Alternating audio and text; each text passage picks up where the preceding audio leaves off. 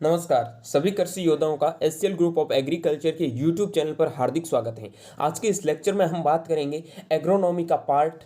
ठीक है, तो हमने एनिमल हस्बेंड्री का पार्ट कवर कर लिया है। अब हम आएंगे एग्रोनॉमी पर। ठीक है, तो आज हम एग्रोनॉमी के फर्स्ट लेक्चर से क्लास स्टार्ट करेंगे। जो भी मेरे दोस्त नए हैं और अभी तक यूट्यूब चैनल के इस पेज को सब्सक्राइब नहीं किया है तो सबसे पहले सब्सक्राइब कर लें और सीयूईटी 2023 की प्रिपरेशन में लग जाए। अभी आपके पास में बहुत कम समय बचा है और इस समय में आप क्या कर सकते हैं वही आपके लिए इंपॉर्टेंट है। जो भी आपके साथ में बातें चल रही है उसे नजरअंदाज कर दो। ठीक है, तो कुछ नहीं होता। उसी लाइन के साथ एक शुरुआत कर रहा हूं कि बदल गए वो लेकिन वो मानते नहीं। बदल गए वो लेकिन वो मानते नहीं कि किस तरह करते हैं वो नज़रअंदाज हम जानते नहीं। कि किस तरह करते हैं वो नज़रअंदाज हम जानते नहीं। तो लोग आपको नज़रअंदाज करते रहेंगे, कोई फर्क नहीं पड़ता है। अपने काम पर लगे रहिए। ठीक है, और एक ही मन में ठान लेना, ना इश्क है ना प्यार है, ना इश्क है ना प्यार है, अब बस कामयाब होने का भूत सवार है। अगर आपको भी ये भूत सवार है तो डेली हमारे साथ में क्लासें लेते रहिए और जो भी अपने सपने हैं उनको साकार करने में जुट जाइए। तो शुरू करते हैं हम एग्रोनॉमी का पार्ट। बेसिक थोड़ा एग्रोनॉमी के बारे में इंट्रोडक्शन देख लेते हैं, उसके बाद में हम चलते हैं लेक्चर नंबर फर्स्ट मीटरोलॉजी के बारे में। ठीक है, तो सबसे पहले है कि एग्रोनॉमी में सीधी बात बताऊं तो 15 क्वेश्चन आपको सीयूईटी और जेईटी के एग्जाम में मिलते हैं। 50 क्वेश्चन आते हैं सीयूईटी के एग्जाम में जिसमें से आपको 40 करने होते हैं और 10 क्वेश्चन होते हैं, 40 ही मानो क्योंकि 8-10 क्वेश्चन होते हैं वो प्लांट ब्रीडिंग जेनेटिक्स से आ जाते हैं। ठीक है, और जेईटी में 40 क्वेश्चन आते हैं, उनमें से 15 क्वेश्चन आपको एग्रोनॉमी के पार्ट से मिलेगा। तो समझ लेना कि 15 नंबर कितने इंपॉर्टेंट है। और ऐसा भी नहीं कि 15 क्वेश्चन आते हैं आप में न्यूट्रेंट वाला फर्टिलाइजर वाला चैप्टर आप पढ़ोगे ना तो उनके क्वेश्चन सॉइल साइंस में भी आपको देखने को मिलेंगे। तो मान के चलो आपका 15-20 क्वेश्चंस कोई कवर करवाने वाला सिलेबस है तो वो अकेला है एग्रोनॉमी। और थोड़ा ढंग से पढ़ोगे तो समझ में भी आ जाएगा। ठीक है, तो सबसे पहले देखते हैं एग्रोनॉमी क्या है। भूमि का उचित प्रबंधन कर वैज्ञानिक विधि से फसलों को उगाने का अध्ययन सस्य विज्ञान, जिसे इंग्लिश में एग्रोनॉमी कहते हैं। ठीक है, सस्य विज्ञान का मतलब होता है भूमि का प्रबंधन करना। ठीक है, भूमि क्या होती है आप खुद समझते हो, आगे मैं थोड़ा एक्सप्लेन कर दूंगा। दूसरे शब्दों में पौधों से भोजन, ईंधन, चारा एवं फाइबर की प्राप्ति के विज्ञान एवं प्रौद्योगिकी को सस्य विज्ञान कहते हैं। ठीक है, तो ये चीज आपकी क्लियर हो गई होगी। आपको ध्यान क्या रखना है कि भूमि का उचित प्रबंधन करने की एक वैज्ञानिक विधि है जिसमें हम फसल उगाते हैं, भूमि का अच्छे से प्रबंधन करते हैं। ठीक है, तो वही क्या है आपकी एग्रोनॉमी है। अब हम जानेंगे कि एग्रोनॉमी किस भाषा का शब्द है, एग्रोनॉमी कैसे बना है, उनके बारे में जानते हैं। उनसे पहले एक आप चीज़ याद रख लेना, वो मैं लिख के दे देता हूँ आपको, और ये चीज़ काफ़ी बार पूछी गई है। याद रख लेना कि फादर, आपको पूछा जाता है कि आधुनिक सस्य विज्ञान के जनक कौन है। ठीक है, या फिर सस्य विज्ञान के जनक कौन है, तो आपका आंसर आना चाहिए पेट्रो डी क्रेसेंजी। पेट्रो डी क्रेसेंजी, ये चीज़ आप लिख लेना। ये कौन है? Father of agronomy. ठीक है, या फिर पूछ सकता है आधुनिक एग्रोनॉमी के फादर कौन है, तो आपका आंसर आना चाहिए पेट्रो डी क्रेसेंजी। ठीक है, तो ये चीज़ आप नोट कर लेना क्योंकि पूछने वाली चीज़ है। ठीक है, तो अब हम चलते हैं हमारे अगले बेसिक एग्रोनॉमी कैसे ड्राइव्ड हुआ था, कि कहाँ से कौन सी भाषा का शब्द है, कैसे बना था, उनके बारे में हम चर्चा करने वाले हैं। ठीक है, तो आ जाते हैं हमारी उसी स्लाइड पे जिसमें हमें चर्चा करने की ज़रूरत है। ठीक है, तो हम पढ़ेंगे एग्रोमेटेरियोलॉजी आज की क्लास में, जो मैंने आपको पहले ही डिस्कस कर लिया। और एग्रोमेटेरियोलॉजी के आपके इस एग्ज़ाम में सीयूटी या आईसीआर के एग्ज़ाम में आपको बता देता हूँ कि लगभग आपको 2 या 3 क्वेश्चन हर एग्ज़ाम में पूछने को मिलेंगे। क्या इंपॉर्टेंट चीज़ें हैं, क्या आपको पढ़ना है वो भी बता दूंगा, लेकिन मेरी कोशिश रहेगी मैं आपको जितना डीप में जा सकता हूं पढ़ा सकता हूं उतने पढ़ाने की कोशिश करता हूं। ठीक है, अब हम बात करते हैं सामान्य। देखो, एग्रोनॉमी का मतलब होता है एग्रोस प्लस नॉमस। एग्रोस का मतलब होता है खेती या भूमि का प्रबंधन, और नॉमस का मतलब नॉमस का मतलब होता है प्रबंधन करना, और एग्रोस का मतलब होता है खेती या भूमि का प्रबंधन करना, जो मैंने आपको पहले ही डिस्कस किया था। भूमि का जो प्रबंधन हम करते हैं वो क्या कहलाता है? एग्रोनॉमी। और एक बात मैंने आपको पहले भी बता दी, जिस वर्ड के पीछे नॉमी या लॉजी लगता है वो वर्ड हमेशा किस भाषा का होता है? तो ग्रीक भाषा का। ये भी बहुत इंपॉर्टेंट क्वेश्चन है, काफी बार पूछा गया क्वेश्चन है, तो ये चीजें आपको ध्यान में रखनी है। ठीक है, डेफिनेशन हो गई कृषि विज्ञान की वह शाखा जिसमें फसल उत्पादन से संबंधित सिद्धांतों एवं विधियों का अध्ययन किया जाता है, सस्य विज्ञान कहलाता है। ठीक है, देखो यार, डेफिनेशंस को बहुत सारे रास्तों से चेंज करके आपके सामने पेश कर सकते हैं। लेकिन आपको ध्यान में रखना है कि इसमें क्या बात बोल रहा है और हमें किस बात का ध्यान रखना है। सीधा खेत का प्रबंधन बोल देगा, ठीक है, ऐसा दे देगा खेत की प्रबंधन करने का तरीका कि क्या कहलाता है, तो नीचे ऑप्शन दे देगा सस्य विज्ञान। सस्य विज्ञान एग्रोनॉमी, एक मेरे अभी ऐसे भी बहुत सारे दोस्त हैं जिनको एग्रोनॉमी पता है इंग्लिश में, हिंदी मीडियम वालों को, लेकिन उनको हिंदी मीडियम वालों को ये पता नहीं है कि एग्रोनॉमी को मतलब सस्य विज्ञान हिंदी में कहते हैं। तो ये बात ध्यान रख लेना, क्योंकि काफ़ी शर्म की बात हो जाती है जब हिंदी इंग्लिश वर्ड पूछे जाते हैं, ठीक है। एक थोड़ा इंपॉर्टेंट चीज़ है कि फसल क्या है। हम बोलते हैं भाई फसलों की भूमि का, फसलों का प्रबंधन करते हैं, तो हमें थोड़ा जान लेते हैं कि फसल क्या होता है, ठीक है। व्हाट इज क्रॉप्स, क्रॉप्स क्या है। तो भूमि को तैयार करके हमारे द्वारा उगाए जाने वाले पौधों का वह समूह जो किसी आर्थिक उद्देश्य की पूर्ति करता है, जो एक मतलब कोई एक इकोनॉमिक पर्पस के लिए हम उगाते हैं, ठीक है। या तो उससे हमारा पेट भरे या फिर हमें उससे पैसे मिले, कुछ भी करें, ठीक है, वही क्या है, फसल है। और एक भूमि के समान पैमाने पर बहुत सारे पौधे उगाने का समूह। थोड़ा सा अगर याद रखोगे आराम से फसल की डेफिनेशन आपको याद हो जाएगी, ठीक। अरे यार ये मैं इंपॉर्टेंट इसलिए बताता हूँ और स्टार्टिंग में इसलिए बताता हूँ क्योंकि ये चीज़ें आपको पूछी जाती है, हर बार एग्जाम में पूछ ली जाती है, और छोटी छोटी गलतियों की वजह से आप नंबर काट दे मतलब कटवा लेते हैं, नेगेटिव करवा बैठते हैं। तो ये गलतियां नहीं होनी चाहिए, ठीक है। आई होप क्लियर हो गया अच्छे से। अब हम बात करते हैं विश्व में सर्वाधिक फसल। देखो एक तो बात करता हूं मैं विश्व में, एक बात करूंगा भारत में। बिल्कुल कंफ्यूजन नहीं करना, कंफ्यूज कोई भी बात करना नहीं करना। आपका छोटा सा छोटा डाउट हो तो कमेंट बॉक्स में कमेंट कर सकते हैं, मेरे से अच्छे से पूछ सकते हैं, ठीक है, कोई दिक्कत नहीं। देखो विश्व में सर्वाधिक फसल का उत्पादन की बात करें तो सर्वाधिक विश्व में तो होता है गेहूं, सेकंड पे आता है धान, थर्ड पे आता है मक्का और फोर्थ पे आता है आलू। और बात करूं मैं भारत में सर्वाधिक फसल के बारे में, तो भारत में सबसे ज्यादा धान होता है, उसके बाद में गेहूं होता है। यहाँ कंफ्यूज नहीं होना, दोनों चीजें आपको ध्यान रखनी है कि विश्व में सर्वाधिक गेहूं होता है और भारत में सर्वाधिक फसल का उत्पादन कौन सी है, धान है, ठीक है। अब अच्छे से क्लियर होगा, अच्छे से क्लियर हो गया होगा, ठीक है। अब हम बात करेंगे, हमारा टॉपिक है एग्रोमेटेरियोलॉजी। एग्रोमेटेरियोलॉजी से 2 क्वेश्चन के समथिंग आपको पूछा जाता है। अब हम बात करते हैं मेटेरियोलॉजी है क्या, क्या मेटेरियोलॉजी में हमें पढ़ना है, ठीक है। तो चलते हैं अगली। देखो मेटेरियोलॉजी में एक चीज़ याद रखना, कुछ चीज़ें आपके लिए यहाँ छूट चुकी हैं। तो एक चीज़ आती है मेटेरियोलॉजी। मेटेरियोलॉजी का मतलब होता है मौसम का अध्ययन करना, ठीक है। और क्लाइमेटोलॉजी का मतलब होता है जलवायु का अध्ययन करना, ठीक है। ये चीज़ आप समझ चुके होंगे।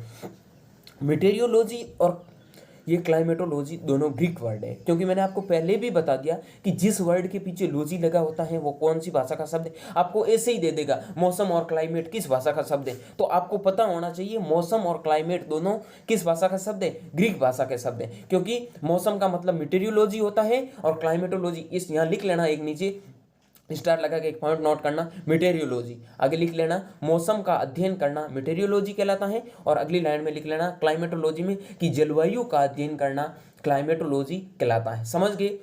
अब हम एक पॉइंट और लिखना है, यहाँ ऐड करना, मेटेरियोलॉजी हो गया, यहाँ लिखो मौसम, तो मौसम में लिखो अल्पकालीन वायुमंडलीय दशा को मौसम कहते हैं। अब देखो पहले नोट डाउन करो, उसके बाद समझते हैं। अल्पकालीन वायुमंडलीय दशा को मौसम कहते हैं। और अगली लाइन में लिखो जलवायु के सामने कि दीर्घकालीन वायुमंडलीय दशा को जलवायु कहते हैं। और जिसके कोष्टक में लिख लेना 31 से 33 वर्ष। क्यों? क्योंकि जलवायु का अध्ययन है, ऐसा नहीं है जलवायु घंटे घंटों में थोड़े टाइम में चेंज हो जाती है, ठीक है। देखो मैं आपको बहुत अच्छे से समझाऊंगा, यहाँ बिल्कुल टेंशन लेने की जरूरत नहीं। हम आते हैं मौसम पे, ठीक है। मौसम क्या है कि अल्पकालीन वायुमंडलीय दशा। आप एक एग्जाम्पल के तौर पे सोचो कि किसी जगह बहुत ज़्यादा धूप है, किसी जगह बहुत ज़्यादा ठंड है। कोई लोग गोवा में मस्ती कर रहे हैं, कोई लोग हिमाचल में मस्ती कर रहे हैं, लेकिन कोई यूपी राजस्थान का भी होगा। तो ये चीज़ें आपको सोचनी है कि मतलब घंटों में बदलने वाली। अभी क्या है, गर्मी हो रही है, थोड़े टाइम में बारिश शुरू हो गई है। आप पहले आप किसके साथ थे और बारिश होते ही आप किसके साथ चले गए। ये चीज़ें जो भी सारा अध्ययन किया जाता है किस में किया जाता है, मेटेरियोलॉजी मौसम विज्ञान में किया जाता है, ठीक है। लेकिन क्लाइमेटोलॉजी ऐसा नहीं है कि जलवायु आज कुछ चल रही है, थोड़े टाइम मान लो कि राजस्थान में शुष्क जलवायु चल रहा है, ऐसा नहीं है कि वहां जाके सीधा एकदम आर्द्र बन जाएगा, ठीक है। ऐसा कभी पॉसिबल नहीं है। या फिर उसमें शीतकालीन जलवायु स्टार्ट हो जाती है, मतलब ऐसा नहीं कि चलते चलते, तो उसमें टाइम लगता है। हाँ ऋतुएं परिवर्तन होती है लेकिन जलवायु परिवर्तन नहीं होती। राजस्थान की भूमि ड्राई लैंड है वहाँ की, ठीक है, तो वो ड्राई लैंड रहेगी, उनको चेंज होने में काफ़ी वर्ष लग सकता है, ठीक है ना। तो ये है कि जलवायु चेंज होने में वर्षों का समय लग सकता है, लेकिन जो घंटों मिनटों में प्रक्रिया बदलती है बहुत कम समय में, वो क्या कहलाता है, आपका मौसम विज्ञान कहलाता है। ठीक है, कुछ इसके लिए इंपॉर्टेंट चीज़ें हैं वो आप नोट डाउन कर लेना। इंपॉर्टेंट चीज़ें ये है, और जो आपको लिखनी भी है, कि भारतीय मौसम विज्ञान के जनक हैं, लिखो, भारतीय मौसम विज्ञान के जनक हैं वो एल ए रामदास हैं। भारतीय मौसम विज्ञान के जनक एल ए रामदास हैं। मौसम विज्ञान के जनक डी एन वालिया है। मौसम विज्ञान के जनक डी एन वालिया है। और अगला पॉइंट नोट डाउन कर लेना कि जलवायु विज्ञान के जनक कोफन है, या केपन, जो भी आप बोलते हैं, कि जलवायु विज्ञान के जनक हैं वो कौन है, केपन है। आई होप अच्छे से आपका क्लियर हो गया होगा। ठीक है, ये क्लियर हो गया कि मौसम जलवायु ग्रीक भाषा के शब्द हैं, मीटेरियोलॉजी, क्लाइमेटोलॉजी। ठीक है, तो किसका अध्ययन किया जाता है, किसमें, कि वायुमंडलीय दीर्घकालीन दशा का अध्ययन जलवायु में किया जाता है, और अल्पकालीन वायुमंडलीय दशा का अध्ययन है वो मौसम विज्ञान में किया जाता है। क्लियर है? अगर ये आपका अच्छे से क्लियर हो गया तो अब हम चलते हैं, हमारा अगला स्लाइड का टॉपिक है वो है कि वायुमंडल। वायुमंडल भाई क्या है, वायुमंडल के बारे में ही जान लेते हैं। ठीक है, तो वायुमंडल की ऊंचाई है वो 1600 किलोमीटर तक है। इसका घनत्व है वो 99% 40 किलोमीटर तक फैला हुआ है। और उसकी बात करूं मैं नमी या ह्यूमिडिटी के बारे में, तो उसका 0 से 4% तक आप वायुमंडल, अरे भाई वायुमंडल के बारे में सब समझते हैं कि वायुमंडल क्या होता है।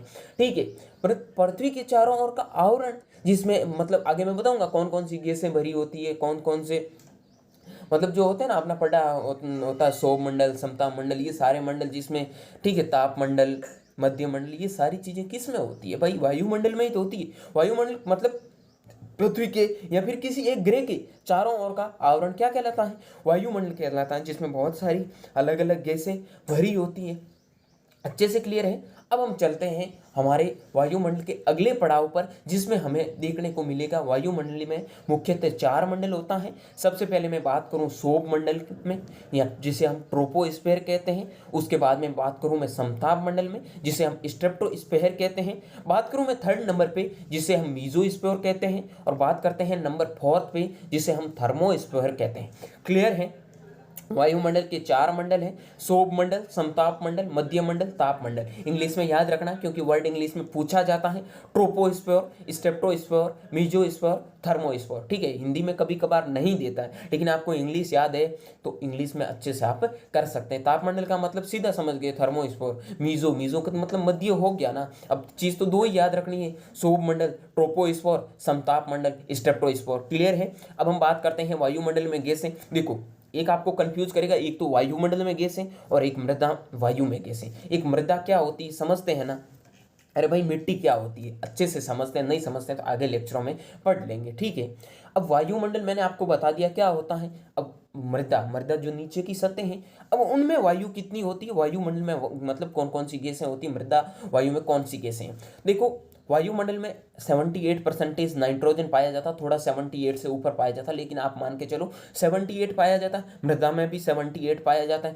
ऑक्सीजन होता है वो वायुमंडल में 21% पाया जाता है, मृदा में भी 21% पाया जाता है। बात करूं मैं आर्गन के बारे में तो बहुत इंपॉर्टेंट है, क्योंकि इन्हीं चीज़ों में पूछा जाता, बाकी बेसिकली नाइट्रोजन ऑक्सीजन के बारे में सबको पता हो जाता। ठीक है, तो याद रखना कि आर्गन है वो आपका पाया जाता है 0.93%, 0.93% किसमें, वायुमंडलीय गैसों में। लेकिन 0.90% या 0.90%, शुद्ध हिंदी में आ गए तो शुद्ध हिंदी में ही करते हैं। ठीक है, 0.90% मृदा वायु में गैस पाई जाती, कौन सी, आर्गन। और बात करूं मैं वायुमंडल में आर्गन गैस की तो 0.93% आर्गन पाई जाती है। क्लियर है? अब हम बात करते हैं कार्बन डाइऑक्साइड के बारे में। बहुत बहुत बहुत इंपॉर्टेंट चीज़ है, जेईटी में 2 बार क्वेश्चंस पूछा गया है। एक पूछा गया मे बी 2019 में, और एक 2015-16 में यहाँ पूछा गया। मैं प्रीवियस जब प्रोवाइड करवाऊंगा उस टाइम आप अच्छे से देख लेना। अरे सब करवा दूंगा यार, टेंशन मत लो, आप अच्छे से जुड़े रहो। ठीक है, दिन प्रतिदिन कार्बन डाइऑक्साइड की मात्रा बढ़ती जा रही है, ये सबको पता है कि day by day carbon dioxide बढ़ता जा रहा है। ठीक है, लेकिन एक बात याद रखना, ये क्वेश्चन पूछ सकता है कि वायुमंडल से मृदा वायु में कार्बन डाइऑक्साइड कितने गुना अधिक पाई जाती है? तो ऑप्शन फर्स्ट आएगा समान, ऑप्शन सेकंड आएगा 10 गुना, ऑप्शन थर्ड आएगा 100 गुना, ऑप्शन फोर्थ आएगा 1000 गुना। अब देखो इस आंसर का जवाब अगर आपको कुछ समझ है, कुछ जानते हैं तो कमेंट बॉक्स में करें, मैं नहीं बताने वाला, ठीक है। अगर आपको नहीं आता है तो फिर मैं इसका आंसर बताऊंगा। क्लियर है? अब हम बात करते हैं हमारे अगले पड़ाव, जिसमें हम जानेंगे कि वायुमंडल में हमारे 4 मंडल हैं, ठीक है, जिसमें आप ही सोना बाबू के साथ में कौन से मंडल में घूमते हैं, ज़्यादा गर्मी कौन से मंडल से आती है, ठीक है, ये बादल वगैरह कौन से मंडलों में बनते हैं, उनके बारे में हम सारी चर्चा करने वाले हैं, ठीक है। गोवा का पड़ाव कौन से मंडल में ज़्यादा देखने को मिलता है, ठीक है, ऐसा कुछ नहीं अलग, लेकिन अभी मैं आपके साथ में अच्छे से डिस्कस कर लूँगा, ठीक है। तो हमारे पास में आ गए हमारे 4 मंडल। अब देखो हमारे पास में एक तो है ट्रोपोस्फोर, एक है स्ट्रेप्टोस्फोर, ठीक है। सौर मंडल, समताप मंडल, मध्य मंडल, ताप मंडल, यानी कि ट्रोपोस्फोर, स्ट्रेप्टोस्फोर, मीजोस्फोर, थर्मोस्फोर। समझ गए? अब बात करनी है कि ये एक सबसे नीचे आपको लाइन दिख रही है ना, ठीक है, ये आपका सबसे नीचे की सतह हो गई। इसमें मान के चलो ये लाइनें आपके टेम्परेचर को डिनोट करती है। समझ गए?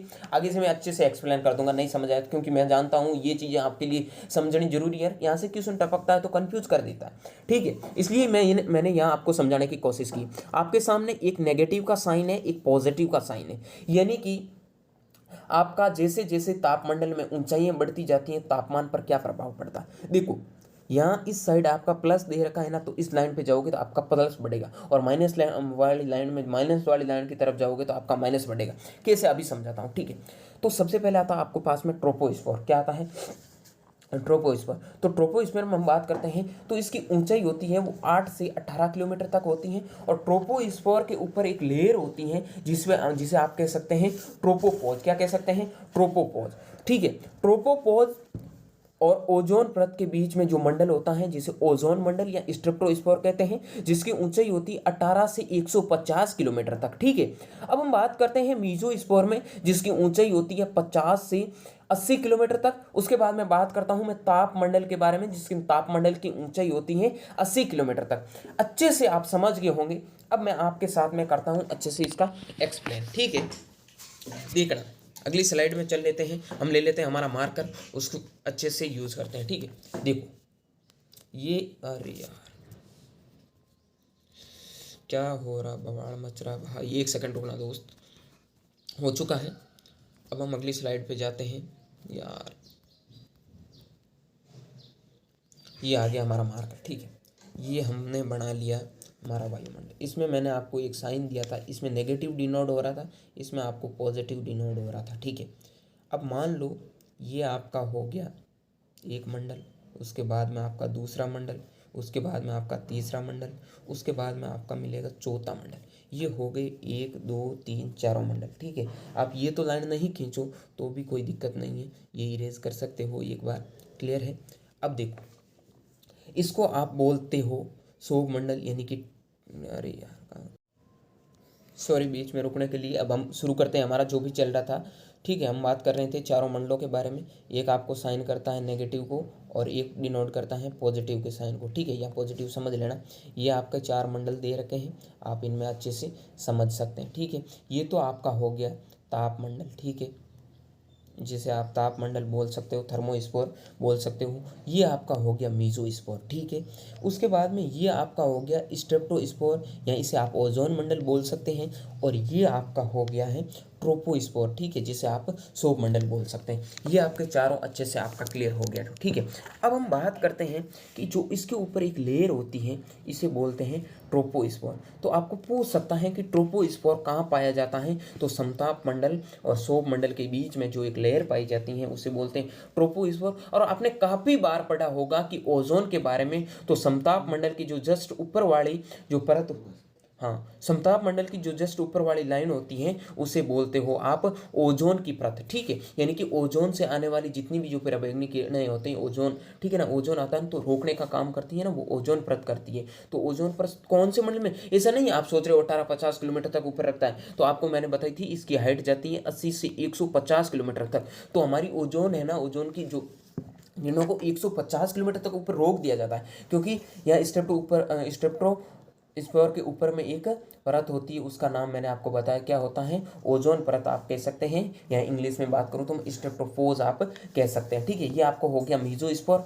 मध्यमंडल, जिसमें मैं बता दूंगा कि इसमें कौन सी घटनाएं संभावित होती हैं, और ये होता है हमारा टेम्परेचर वाला। ठीक है, ऐसा मत सोचना इसमें टेम्परेचर ज़्यादा होता है, वेस्ट इंडीज़ में ये मंडल चलता है, तो वेस्ट इंडीज़ में ये नहीं चलता है, वो मैंने अभी पहले बताया था कि वो जलवायु पे डिपेंड करता है।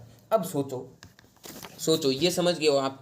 तो एक बात याद रखो, आप किसी एक लड़की के साथ में घूम रहे हैं, मज़े ले रहे हैं, बारिश का मौसम चल रहा है, ठीक है, और आप जितनी भी जो खुशियां कर रहे हैं, जो भी आपका करने का दिल कर रहा है वो आप कर रहे हैं, तो आप कौन से मंडल में करेंगे मेरे को बताओ। अरे भाई इसमें ही तो करेंगे ना, सौर मंडल में, ट्रोपोस्फीयर में ही तो करेंगे। यहाँ बैठे हैं देखो, एक सोना और ये एक बाबू, दोनों आपस में बैठे हैं, ठीक है, ये आपस में बैठे हैं, ये कौन से मंडल में बैठेंगे, तो ये बैठेंगे आपके सौर मंडल में। ठीक है, जिसे आप ट्रोपोस्फीयर बोल सकते हैं, क्योंकि हम इसी मंडल में जीवित रहते हैं, इसी मंडल में हम रहते हैं। समझ गए ना ये बात। ये जितनी भी जो दिन प्रतिदिन गोवा में कोई किसी के साथ में खुशियाँ मना रहा है, कोई ठीक है, कोई किसी मनाली में किसी के साथ में खुशियाँ मना रहा है, तो ये आप समझ जाना कौन से मंडल में ये खुशियाँ आपको देखने को मिलेगी। अगर आप भी अच्छे पढ़ोगे तो आपको भी ये खुशियाँ देखने को मिलेगी। ठीक है, अभी कोई तो अभी देख रहा है, लेकिन मित्र ये खुशियाँ मत देखना, क्योंकि अभी आप ये खुशियाँ देखोगे तो ये खुशी आपके साथ में हो सकता है कहीं ज़िंदगी बर्बाद करके चली जाए। ठीक है, तो पहले आप अच्छे से अपने लाइन में आ जाना। ठीक है, बाकी कॉलेज में आने के बाद में कर लेना, क्योंकि एक बार कॉलेज तक तो आओ, एटलीस्ट आप ग्रेजुएट बनो तो थोड़ा बहुत कुछ कर सकते हैं यार, ऐसा भी कुछ नहीं है। ठीक है, ये आप समझ गए होंगे। अगर आपको इसी में कोई डाउट हो तो बता, अभी तो मैं एक्सप्लेन करूँगा कौन से मंडल में क्या क्या आपको देखने को मिलता है, इसे थोड़ी छोड़ूंगा यार, आधे घंटे की क्लास लेंगे, इतना जल्दी तो फिर थोड़ी कर सकते हैं।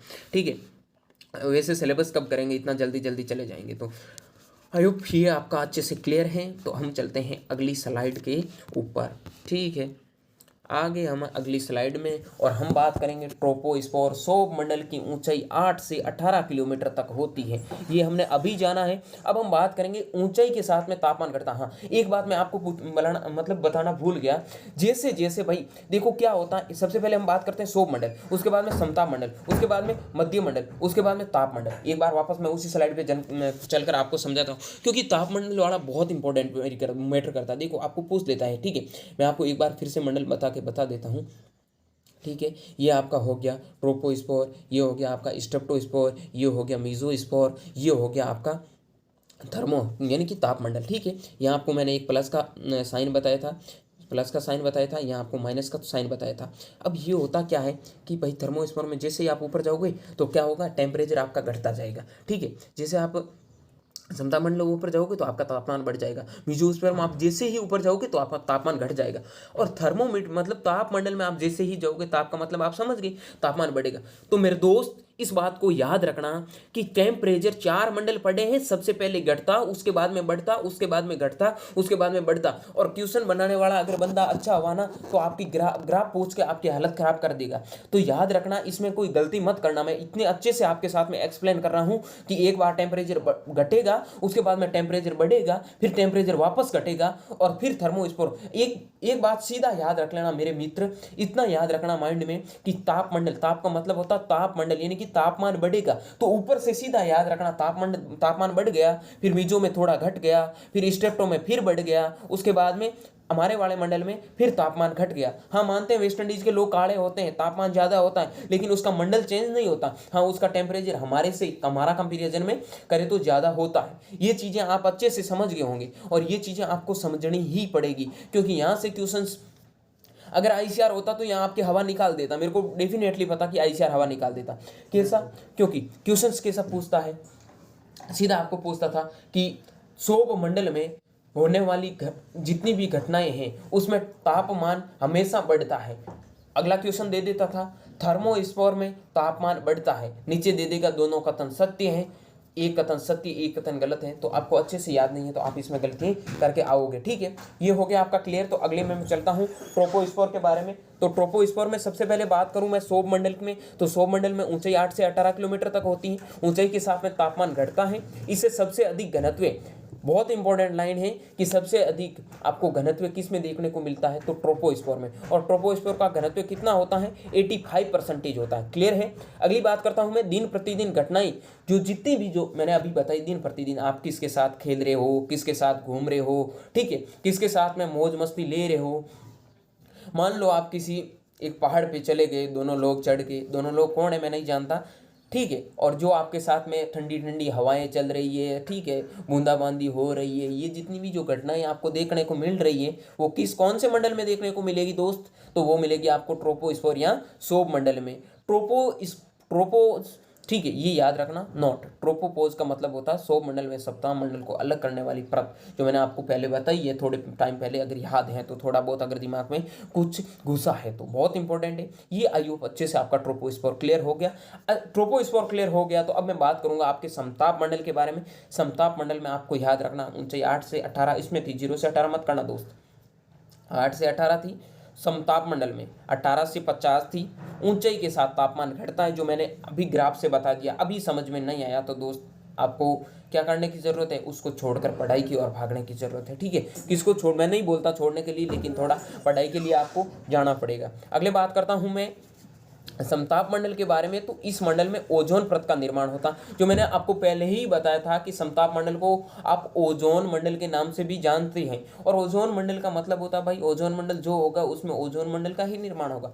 लेकिन बहुत इंपॉर्टेंट लाइन यहाँ बनेगी कि ओजोन परत का निर्माण होता है सौर मंडल समताप मंडल के बीच में, और समताप मंडल और मध्य मंडल के बीच में। तो इसका करेक्ट आंसर क्या आएगा, समताप मंडल और मध्य मंडल के बीच में जो परत का निर्माण होता है वो ही आपका क्या कहलाता है, स्ट्रेप्टोपोज या फिर ओजोन परत कहलाता है। क्लियर है।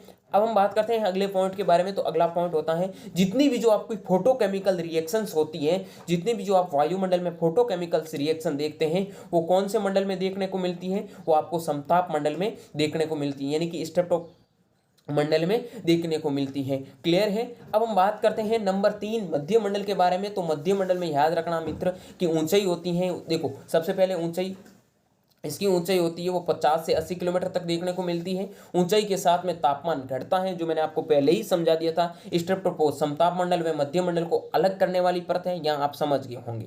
अब एक चीज याद रखना कि अयन मंडल क्या होता है, यह वह मंडल है जिसमें मध्य मंडल के ऊपर वह ताप मंडल के नीचे पाया जाता है, मध्य मंडल और ताप मंडल के बीच में। अब ये चीजें आपको याद होनी चाहिए, कौन से मंडल की परत कौन से मंडल को अलग करती है। इस मंडल में रेडियो कम्युनिकेशन संपन्न होता है। रेडियो कम्युनिकेशंस का मतलब आप समझते हैं, जितने भी जो रेडियो संबंधी रेडियोलॉजी की जो प्रक्रियाएं घटनाएं मतलब संपन्न होती है, वो कि कौन से मंडल में होती है, अयन मंडल में होती है। ठीक है। अब हम बात करते हैं, हमारा लास्ट मंडल है वो आता है ताप मंडल, यानी कि ऊंचाई 80 किलोमीटर से ज्यादा होती है।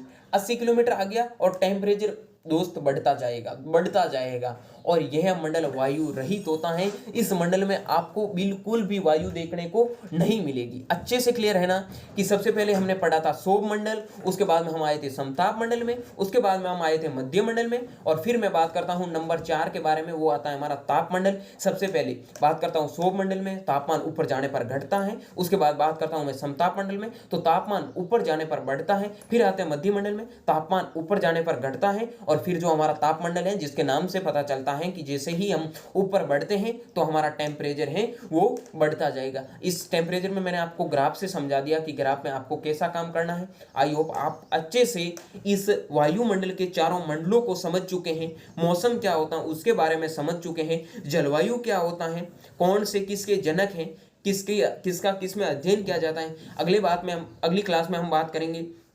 एक स्लाइड तो और है शायद, हाँ ठीक है, थोड़े नोट लगा के पॉइंट लिख लेना। एक आपने पढ़ा होगा लेफ्ट रेट। लेफ्ट रेट का मतलब होता है कि ऊंचाई के साथ में ये कभी कभार पूछ लेता है, ठीक है ना। कभी क्या होता है, दिनमान खराब आते हैं तो ऊंट पे बैठे आदमी को कुत्ता काट लेता है, तो हमें वो चीज़ें नहीं रखनी है। मैं मेरी कोशिश करूंगा जितने मैं आपको पॉइंट दे सकता हूँ कवर करके दूँ, ठीक है। तो याद रखना कि लेफ्ट रेट क्या होता है कि ऊंचाई के साथ में तापमान का घटना या बढ़ना। बहुत इंपॉर्टेंट लाइन है, ऐसा नहीं है, मैंने बताया था चारों मंडलों में तापमान ऐसा नहीं एक साथ ऊंचाई के साथ में घटना बढ़ना यही आपने देखा था। लेकिन लैप्स रेट होता है वो 6.5 डिग्री सेंटीग्रेड पर मतलब प्रति किलोमीटर के हिसाब से अपना टेम्परेचर वेरी करता है, यानी कि ऊंचाई के साथ में तापमान एक बार घटता है और बढ़ता है। इस प्रक्रिया को क्या कहते हैं? अगर आपको पूछ लिया, ग्राफ दे दिया और पूछ लिया कि एक इसमें तापमान घट रहा है बढ़ रहा है, इससे आप क्या कहते हैं? तो इसे क्या कहते हैं? इसे लैप्स रेट कहते हैं। ठीक है, लेफ्ट रेट ऐसे ही समझना, left right left right left right, उससे भी याद हो जाएगा। टेम्परेचर बढ़ रहा है, एक साइड लेफ्ट जा रहा है, एक साइड राइट जा रहा है। ठीक है, तो अच्छे से क्लियर हो गया। इसका मतलब ये याद रखना कि सामान्य लेफ्ट रेट होती है वो 6.5 डिग्री सेंटीग्रेड पर किलोमीटर के हिसाब से चेंज होती रहती है। ठीक है, अब बात करते हैं, एक चीज पढ़ी होगी आपने, एडिबायोटिक या फिर शुष्क वायु लैप्स रेट कहते हैं, जो पर 10 डिग्री सेंटीग्रेड मतलब 10 डिग्री सेंटीग्रेड यानी कि प्रति किलोमीटर के हिसाब से 10 डिग्री तापमान होता है, वो आपको शुष्क वायु में देखने को मिलेगा। ये चीज़ है वो आपने पढ़ ली है। अगली क्लास में हम बात करेंगे, ये हो गया मौसम के घटकों के बारे में। देखो, मौसम विज्ञान से मैंने आपको बता दिया, बहुत इंपॉर्टेंट चैप्टर हैं, अच्छे क्वेश्चन पूछे जाते हैं अच्छे खासे। अगली हेडिंग डाल लेना कि मौसम के घटक कौन कौन से हैं, जो भी आप पढ़ते हैं। आपने पढ़ा विंड वेन के बारे में, ठीक है, आपने पढ़ा है सौर विकिरण के बारे में। ये जितनी भी जो चीज़ें हैं वो हम अगले लेक्चर में मौसम के घटक के बारे में पढ़ेंगे और इनसे भी क्वेश्चंस आने की पॉसिबिलिटी बनती है। ये थी आपकी एग्रोनॉमी की फर्स्ट क्लास पसंद आए तो लाइक शेयर सब्सक्राइब जरूर करना। ठीक है, मिलेंगे किसी नई क्लास के, तब तक के लिए अच्छे से नोट्स प्रिपेयर करें, अच्छे से पढ़ते रहिए और टेलीग्राम ग्रुप को अभी ज्वाइन नहीं किया है तो ज्वाइन करके टेस्ट सीरीज में अपने लगातार टेस्ट देते रहिए। ठीक है, मिलेंगे नई क्लास में, तब तक के लिए स्वस्थ रहिए, मस्त रहिए, बाय बाय।